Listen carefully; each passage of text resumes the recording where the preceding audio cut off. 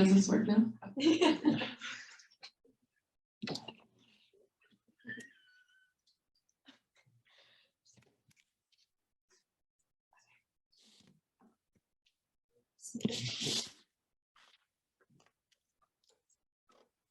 Hi, everyone. Thanks so much for joining us tonight. It was so awesome watching all the other groups go. You guys are doing some great stuff. With that being said, we are the Greenopia group, and my name is Emily. I'm currently a junior, and it is my second semester in GreenLight Solutions. Woohoo! And don't know why I said that. And I'm studying business sustainability in the WP Carey School of Business, but I also have a minor in civic and economic thought and leadership. Hi everyone, my name is Yasmin Calderon Feliciano and I am a second-year student at Mesa Community College as well as the co-project lead for this. And this is my second semester with GreenLight Solutions. Hi guys, my name is Cameron. This is my first semester with GreenLight Solutions and I'm actually graduating with my master's in a few weeks in global management through Thunderbird, concentrating in sustainability.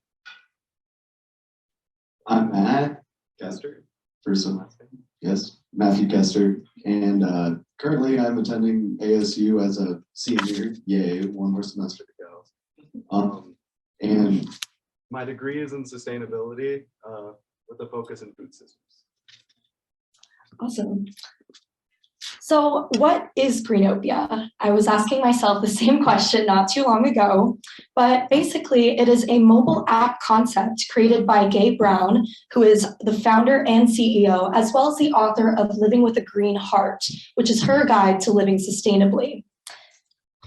Gay has a deep personal connection and a commitment to helping the personal health and of other people and helping them live toxic-free lives. So her mission for Greenopia is to bridge the gap between sustainably minded consumers and the businesses that provide those goods and services. Our challenge as a team was twofold. First, how do we identify these green businesses? Are they actually green or are they just greenwashing? Second, how do we grow interest in the app via social media?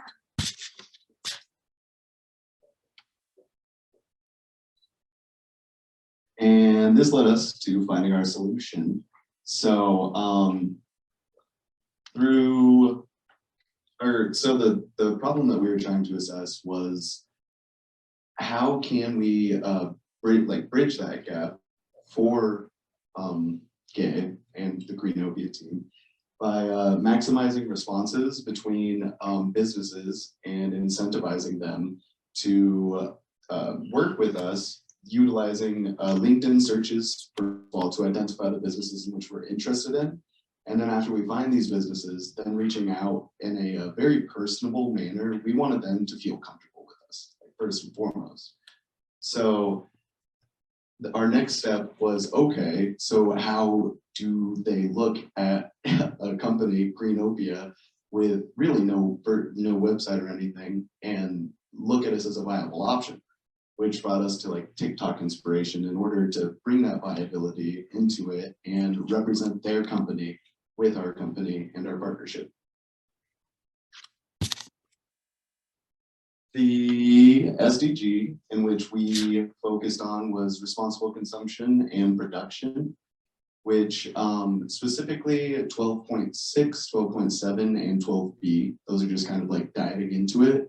But basically, all three of those are just all-encompassing on really incentivizing businesses to essentially do accurate reporting on a yearly basis with the procurement of the goods and the how they are consumed by consumers as well. So.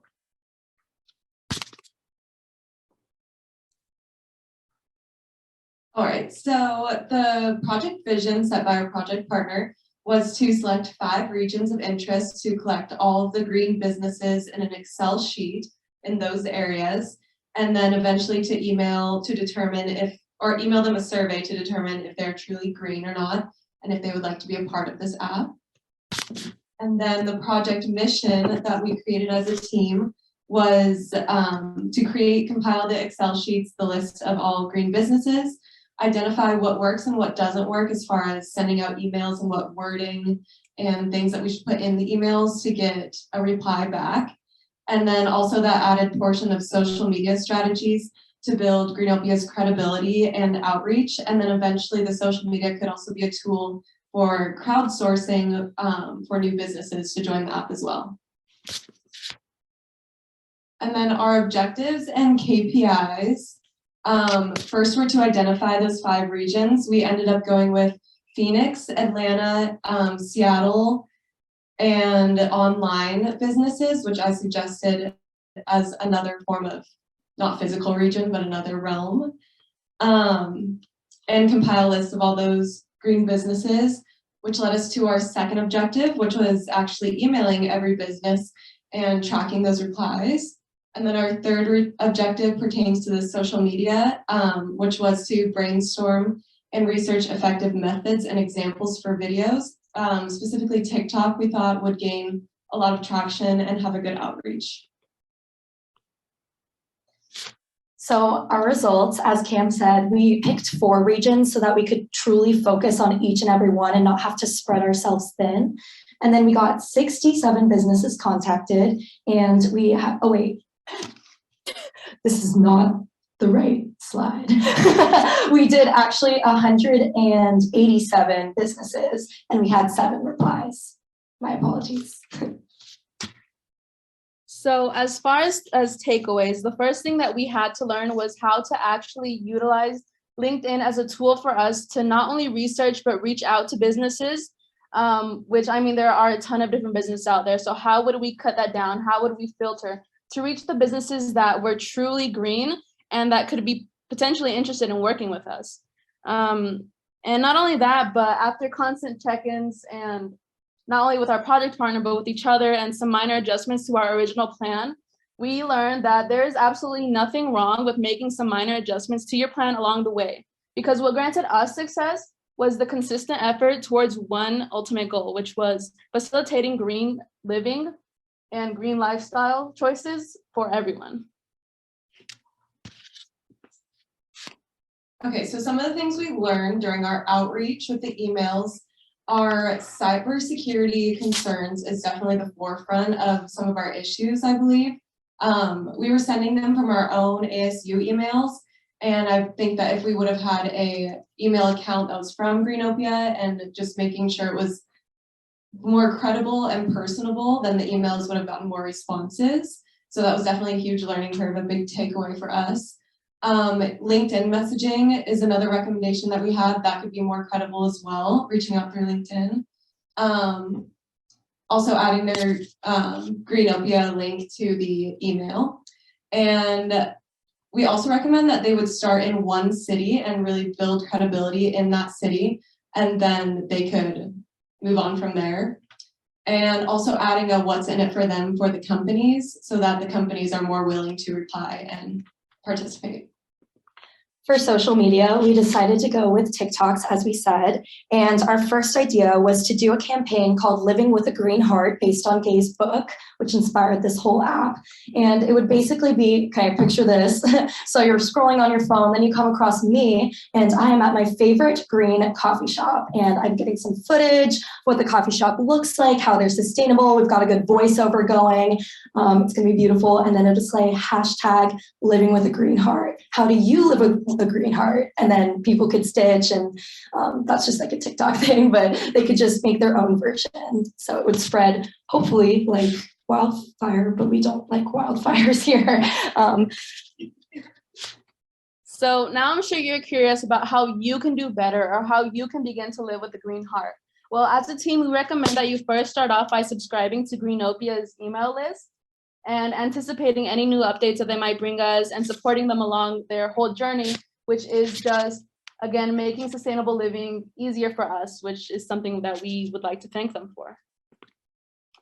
Additionally, we just want to say to keep an eye out for the Greenopia app and the relaunch of their website, as that will essentially serve as a directory for green services and green businesses across various regions in the United States. And well, with that, we just are so glad to say that we are excited for the future of Greenopia because they're just getting started, and so are we. And of course, if you have any questions, feel free to direct them to Gabe Brown Any questions, comments, suggestions, all of that is appreciated. And of course, feel free to connect with us via LinkedIn. Our QR codes are up here. And we are grateful for any connection and looking forward to hearing from all of you. And special shout out to Michael for being our mentor, to Gay, and to Anant Nambiar, who also helped us throughout this process greatly. And with that being said, we'll open it up to questions now.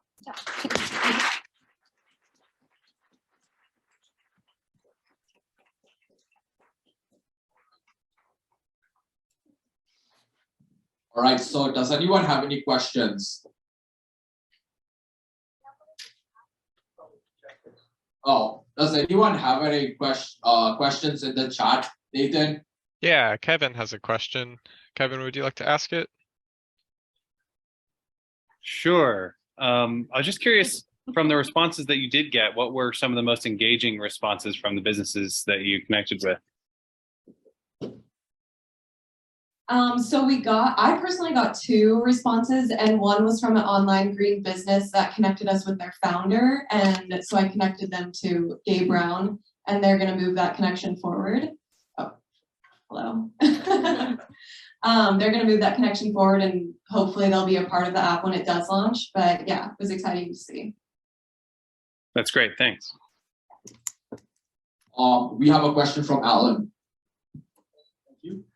Kind of the other side of that question, what was the main rebuttal you got when there was any level of objection on that? I mean, I had one experience where I actually got a response within 10 minutes of the email. So it was super quick. And then, I mean, the CEO is contacting me from his own email. He's super excited. And I reply, and he ghosts me. So I'm just like, well, where are you coming from? You know, that really was kind of like the harsh reality was that we weren't going to get a lot of responses. And if we did get responses, that didn't guarantee that they were going to follow up. Thank you.